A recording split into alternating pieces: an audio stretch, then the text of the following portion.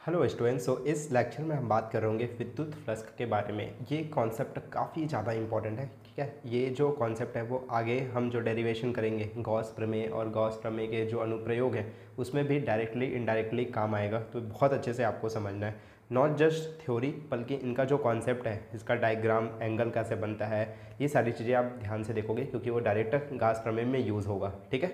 चलो बिना time waste के हम क्लास स्टार्ट करते हैं। विद्युत फ्लक्स का एक्चुअल में होता क्या है, देखो। विद्युत फ्लक्स का यहाँ पे डिफिनेशन लिखा हुआ है, किसी विद्युत क्षेत्र में स्थित क्षेत्रफल। तो पहले हम क्या करते हैं, एक विद्युत क्षेत्र बना लेते हैं। मान के चलते हैं ये मेरा विद्युत क्षेत्र है, इस डायरेक्शन में ऐसे जा रहा है, ये इधर थोड़ा बना लेते हैं यहाँ पे। तो मान के चलते हैं ये मेरा क्या है, विद्युत क्षेत्र है। अब इस विद्युत क्षेत्र में स्थित क्षेत्रफल मान लेते हैं, एक क्षेत्रफल मेरा ऐसा है, ये मेरा मान के चलते हैं क्या है, क्षेत्रफल है, ठीक है। एक सेकेंड, क्षेत्रफल ढंग से बन नहीं रहा है। ये मेरा मान के चलो क्या है, क्षेत्रफल है।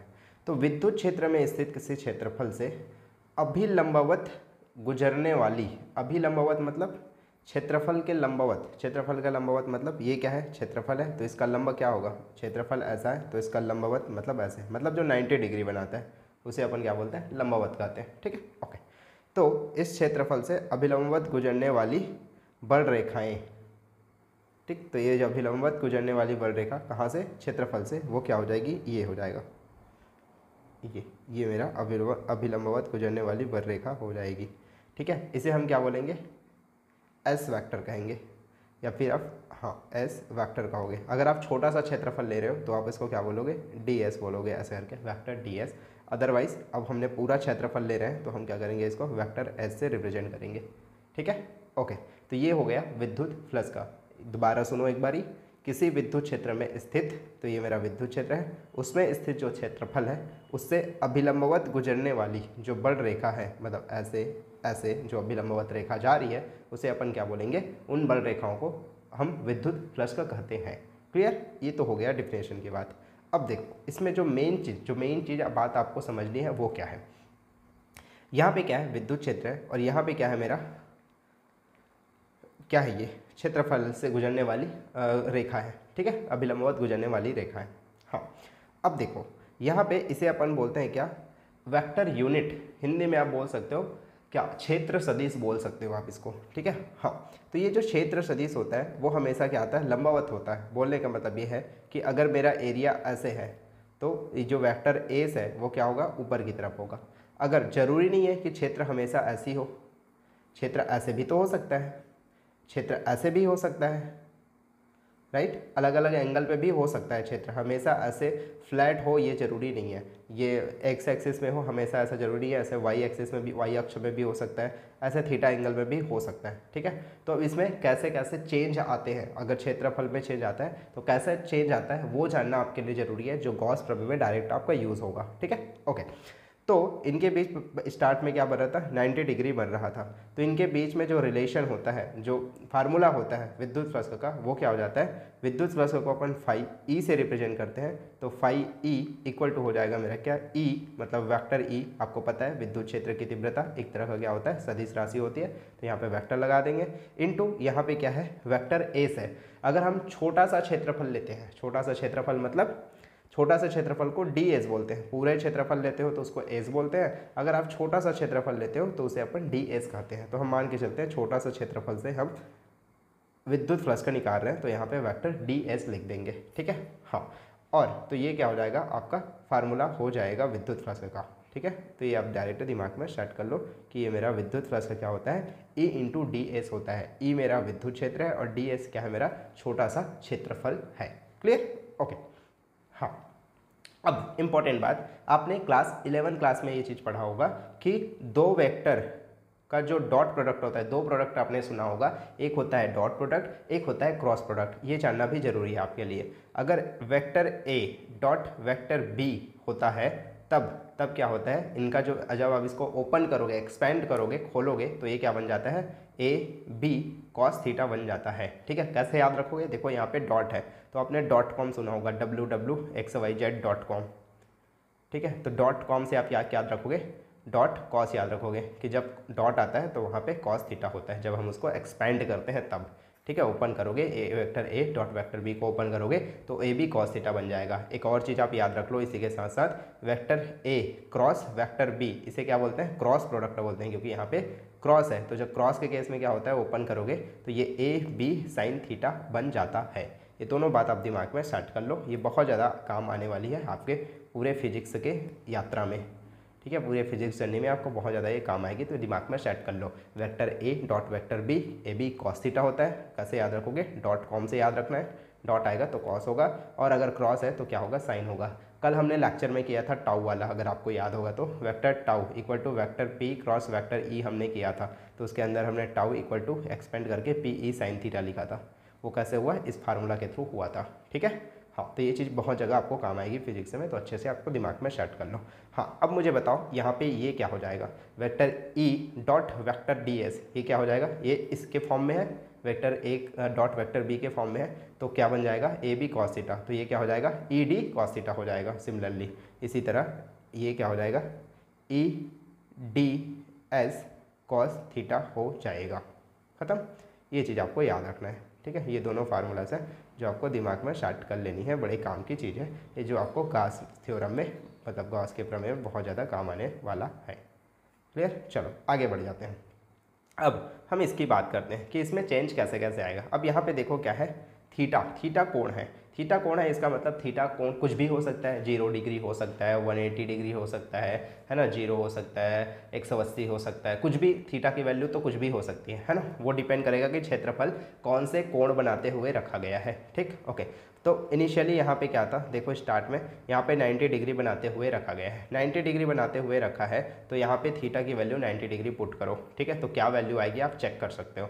तो अगर मैं theta equal to 90 degree put करता हूँ, तो बताओ थीटा इक्वल टू अगर 90 डिग्री पुट करोगे तो बताओ कॉस 90 की वैल्यू कितनी होगी, कॉस 90 की जो वैल्यू होती है 10 इन्फिनिट 0 होती है, ठीक है। इसकी वैल्यू कितनी होती है, 0 होती है, तो 0 इंटू ये क्या हो जाएगा, तो 5e इक्वल टू क्या हो जाएगा, ई डी एस, और कॉस थीटा की वैल्यू क्या है 0, तो मल्टीप्लाई 0 पूरा क्या हो जाएगा, 5e इक्वल टू 0। किसी भी चीज़ को 0 से मल्टीप्लाई करोगे तो क्या हो जाएगा, 0 आ जाएगा। मतलब विद्युत फ्लक्स का क्या होगा, 0 होगा। कब, जब विद्युत क्षेत्र और मेरा जो ये है क्षेत्रफल है, क्षेत्र सदिश बोलते हैं, क्षेत्र सदिश क्या है, एक दूसरे के क्या है, अभिलंबवत है, लंबवत है, तो उस कंडीशन में जो गुजरने वाला फ्लक्स का होगा वो कितना होगा, 0 होगा। क्लियर, ये चीज़ आपको समझ में आ गई होगी। तो ये तो हो गया पहला चीज़। दूसरी चीज़ आपको और क्या जाननी है, अब इसी तरह से हम क्या करेंगे, वैल्यू चेंज करके देखेंगे, ठीक है, ओके। तो ये तो हो गया पहला केस। दूसरा केस क्या है, मान के चलो अब मैं क्या कर रहा हूँ, इसको ये जो आपको क्षेत्रफल दिख रहा है उसको मैं ऐसे रख देता हूँ, ठीक है। हाँ, अब विद्युत क्षेत्र तो उसी डायरेक्शन में रहेगा जैसे था वैसे ही रहने, तो विद्युत क्षेत्र को चेंज मत करो, क्षेत्रफल को बस घुमाते जाओ। तो पहले क्षेत्रफल ऐसे था, अब क्षेत्रफल को घुमा के मैंने ऐसे रख दिया, ठीक है। तो देखो क्षेत्रफल को घुमाओगे तो ये भी घूम जाएगा, राइट, तो ये भी क्या हो जाएगा, इधर बाहर की तरफ आ जाएगा, क्योंकि वो तो हमेशा अटैच ही रहता है, वो हमेशा क्या होता है, अभिलंबवत होता है। ये हमने अभी पढ़ा है, ये क्षेत्रफल से अभिलंबवत होता है। तो क्षेत्रफल, तो ये अगर क्षेत्रफल ऐसा है तो अभिलंबवत ऐसे होगा, तभी 90 डिग्री बनेगा ना, ऐसे करके। हाँ, पहले ऐसे था तो ऐसे करके 90 डिग्री बन रहा था। आई होप आपको समझ में आ गई होगी। तो ये क्या हो जाएगा, वेक्टर एस हो जाएगा। अब ये वेक्टर एस अगर ऐसे है तो अब बताओ इनके बीच में कितना अंश का कोण बनेगा। ऑब्वियस सी बात है, 0। थीटा इक्वल टू क्या होगा, 0 होगा। ये देखो, एक के ऊपर एक रखोगे तो कहाँ एंगल तब बनता है ना, जब ऐसा करके गैप रहता है ना। कोण तब बनेगा जब कोई गैप रहेगा। अब इनके बीच में कोई गैप ही नहीं है, तो इनके बीच में थीटा जो होगा, थीटा कोण है वो कितना होगा, 0 अंश का होगा, राइट, ओके। तो यहाँ पे क्या आ जाएगा, थीटा इक्वल टू हो जाएगा 0 अंश, और जब थीटा 0 होगा तो कॉस जहाँ पे थीटा है वहाँ पे क्या करो, 0 डिग्री पुट कर लो, 0 अंश पुट करो। तो 0 अंश पुट करोगे तो कॉस 0 डिग्री का वैल्यू कितना हो जाता है, 0 1 0, मतलब 1 होता है, ठीक है। इसका वैल्यू कितना होता है, 1। तो 5e, जो 5e है उस फार्मूला में रख दो, इसका वैल्यू कितना रखो, 1 रखो, तो कितना हो जाएगा, वो हो जाएगा 5e equal to E D S multiply 1। तो यहाँ पे हो जाएगा 5e इक्वल टू क्या हो जाएगा, ई डी एस हो जाएगा, ठीक है। और ये इसकी क्या होती है, मैक्सिमम वैल्यू होती है, ठीक है। हाँ, तो फ्लक्स का मेरा मैक्सिमम कब होगा, फ्लक्स का मेरा मैक्सिमम तब होगा जब थीटा क्या हो, 0 डिग्री हो, ठीक है। और मेरा फ्लक्स का मिनिमम कब होगा, जब थीटा मेरा मिनिमम कब होगा, जब थीटा क्या हो, 90 डिग्री हो, ठीक है, ओके। अब अगर थीटा एंगल पे है, थीटा एंगल पे है तो थीटा एंगल पे आप ऐसे बना सकते हो, विद्युत क्षेत्र वैसे ही रहेगा जैसा है वैसे ही ये, और इसको जो क्षेत्रफल है उसको आप ऐसे बना दो ये, ठीक है। तो इसका ये तो हमेशा इधर जाएगा अब, है ना, ऐसे करके। तो ये हो गया मेरा वेक्टर एस, ठीक। अब इनके बीच में देखो कितना एंगल बन रहा है, यहाँ पे थीटा एंगल बन रहा है। तो इसके लिए फार्मूला क्या हो जाएगा, ये वाला, मतलब थीटा की वैल्यू कुछ भी ले सकते हो। तो फाई ई इक्वल टू मेरा क्या हो जाएगा, ई डी एस कॉस थीटा हो जाएगा। अब जो भी थीटा की वैल्यू आपको क्वेश्चन में दिया रहेगा, ठीक है, वो आप यहाँ पे पुट कर दोगे, सिंपल। तो ये 3 कंडीशन है जो आपको जानना है। पहला ये वाला कि जब क्षेत्रफल और विद्युत क्षेत्र एक दूसरे के लंबवत हो तब क्या होगा, ये सब पूछ लेते हैं ना। बताओ न्यूनतम वैल्यू कब होगी, अधिकतम वैल्यू, मैक्सिमम मिनिमम वैल्यू बता दो विद्युत फ्लक्स की, ये चीज़ सब पूछ लिया जाता है एमसीक्यू वगैरह में। तो आपको अच्छे से दिमाग में सेट कर लेनी है, ठीक है। और ये गाउस थ्योरम में डायरेक्टली यूज़ होगा, तो ये तीनों दिमाग में सेट कर लो, एक तो ये और ये, ठीक है। आपको स्क्रीनशॉट लेना है तो आप स्क्रीनशॉट ले सकते हो। 1 सेकेंड, आप एक फटाफट स्क्रीनशॉट ले लो, फिर हम आगे बढ़ते हैं। हो गया, चलो। अब इसके ये तो हो गया फार्मूला की बात कि फार्मूला आप डायरेक्ट याद कर लोगे, कौन सा, या तो आप वेक्टर के फॉर्म में याद कर लो, vector E dot vector D S, या फिर आप ऐसे एक्सपेंड करके याद कर सकते हो A D S cos theta, दोनों आपको याद होना चाहिए, ठीक है। ओके, ये हो गया मेरा फार्मूला। अब हम बात करेंगे इसके मात्रक के बारे में और विमीय सूत्र के बारे में, ठीक है। ओके, मात्रक और विमीय सूत्र हम इधर लिख लेते हैं। तो हमारे पास फार्मूला है phi E equal to E D S cos theta, या फिर vector E dot vector D S, ये हमारे पास फार्मूला है, ठीक है। ओके, तो अब यहाँ से हम क्या कर सकते हैं, फार्मूला लिख सकते हैं, ठीक है, सॉरी फार्मूला हो गया, मात्रक लिख सकते हैं। इसका मात्रक क्या हो जाएगा, सिंपल, ये क्या है, विद्युत क्षेत्र है। विद्युत क्षेत्र क्या होता है, विद्युत क्षेत्र का मात्रक हमने पढ़ा है। विद्युत क्षेत्र क्या होता है, बल बटे क्या होता है, ये आवेश होता है ना, ये तो हमने पढ़ा है। बल का मात्रक क्या होता है, न्यूटन, बटे है तो बटे, आवेश का मात्रक क्या होता है, कूलाम, तो न्यूटन पर कूलाम क्या है, विद्युत क्षेत्र का मात्रक है। तो जहाँ पे विद्युत क्षेत्र है वहाँ पे हम क्या लिख लेंगे, न्यूटन कूलाम लिख लेंगे, ठीक है। तो यहाँ पे लिख लेंगे न्यूटन पर कूलाम लिख लेंगे। और ये क्या है, क्षेत्रफल है। क्षेत्रफल का मात्रक क्या होता है, क्षेत्रफल आपको आता है, ये क्षेत्रफल का मतलब लंबाई गुणित चौड़ाई होता है ना। क्षेत्रफल बराबर क्या होता है, यही आपने पढ़ा है छोटे क्लास में, लंबाई गुणित चौड़ाई, लंबाई गुणित क्या होता है, चौड़ाई होता है। लंबाई का मात्रक क्या होता है, मीटर, चौड़ाई का मात्रक क्या होता है, मीटर। तो क्षेत्रफल का मात्रक क्या हो गया, मीटर स्क्वायर हो गया। और डी एस भी क्या है, क्षेत्रफल है। तो यहाँ पे क्या हो जाएगा, इंटू है तो इंटू रख देंगे, और यहाँ पे क्या है, मीटर का स्क्वायर हो जाएगा। तो ये मेरा क्या हो जाएगा, मात्रक हो जाएगा किसका, ये मेरा मात्रक हो जाएगा फ्लक्स का, ठीक है। हाँ, तो ये चीज़ आप दिमाग में सेट कर लो, सेट करने की ज़रूरत नहीं है, आप डायरेक्ट निकाल सकते हो, ठीक है। अगर आपको निकालना नहीं आता है तो आप डायरेक्ट याद भी कर सकते हो, लेकिन मैं बोलूँगा आप निकालना सीख जाओ, तो इससे काम आसान हो जाएगा, क्योंकि ये तो आपको पता ही है, क्षेत्रफल भी आपको पता ही है, तो आप आसानी से निकाल सकते हो, ठीक है। एक और चीज़ जो आपको इसके अंदर जानना है, विमीय सूत्र। विमीय सूत्र भी आप आसानी से निकाल सकते हो, बड़े आसानों से, ठीक है। ओके, तो विमीय सूत्र कैसे निकालोगे, बहुत आसान है, 1 मिनट। विमीय सूत्र, इसका विमीय सूत्र क्या हो जाएगा, विमीय सूत्र, हाँ, विमीय सूत्र कैसे निकालोगे, देखो यहाँ पे क्या है, विद्युत क्षेत्र है। विद्युत क्षेत्र का विमीय सूत्र क्या हो जाएगा, विद्युत क्षेत्र का विमीय सूत्र, यहाँ पे बल है, ठीक है। हाँ, तो पहले बल को निकालते हैं। तो बल का विमीय सूत्र मैंने बताया था आपको, बल का विमीय सूत्र क्या होता है, बल का विमीय सूत्र ये होता है ML_T-2, ठीक है। ओके, और आवेश, आवेश का विमीय सूत्र क्या होता है, AT होता है, ठीक है। हाँ, तो विद्युत क्षेत्र का विमीय सूत्र क्या हो जाएगा, विद्युत क्षेत्र का विमीय सूत्र हो जाएगा ML_T-3 और A हो जाएगा। कैसे हुआ, T को मैं ऊपर लेके गया तो -1 हो गया, और T-2 पहले से था, तो T-2 -1 दोनों मिलकर क्या बना लिया, T-3 बना लिया, और A ऊपर जाएगा तो A-1 हो जाएगा, खत्म। तो ये हो गया मेरा विद्युत क्षेत्र का। लेकिन क्या मुझे विद्युत क्षेत्र का निकालना है, नहीं, मुझे फ्लक्स का निकालना है, विद्युत फ्लक्स का निकालना है। तो E का कितना हो गया, ML_T-3 A-1 हो गया। अब ये क्या है, क्षेत्रफल है। क्षेत्रफल का कैसे निकालोगे, अभी मैंने बताया, क्षेत्रफल क्या होता है, लंबाई गुणित चौड़ाई होता है। तो लंबाई का मात्रक, लंबाई को हम रिप्रेजेंट करेंगे L से, तो यहाँ पे हो जाएगा आपका L, और यहाँ पे इंटू L, तो ओवरऑल आपका क्या हो जाएगा, L² हो जाएगा, राइट, मतलब L² L2 लिख सकते हो, ठीक है। ओके, नाउ L, इन दोनों का आप इंटू कर सकते हो। यहाँ पे क्या है आपका विद्युत क्षेत्र है, और दूसरा क्या है, यहाँ पे क्षेत्रफल है। विद्युत क्षेत्र और क्षेत्रफल दोनों का जो विमीय सूत्र आया है, उन दोनों को आप क्या करो, मल्टीप्लाई करो, और आपका आंसर आ जाएगा, ठीक है। ये वाला इतना और इतना, इन दोनों को हम मल्टीप्लाई करेंगे। क्यों करेंगे, क्योंकि यहाँ पे फार्मूला में मल्टीप्लाई है इन दोनों का, राइट। ओके, तो जहाँ पे ई है वहाँ पे आप लिख लो, तो ई डी एस का जो विमीय सूत्र हो जाएगा, मतलब 5E equal to E D S है, तो जहाँ पे ई है वहाँ पे ई का विमीय सूत्र डालो, ठीक है, ई है वहाँ पे ई का विमीय सूत्र डालो। ई का विमीय सूत्र क्या है, ML_T-3 और A-1 है, और यहाँ पे क्या है, L2 है, तो यहाँ पे हम लिख लेंगे L2।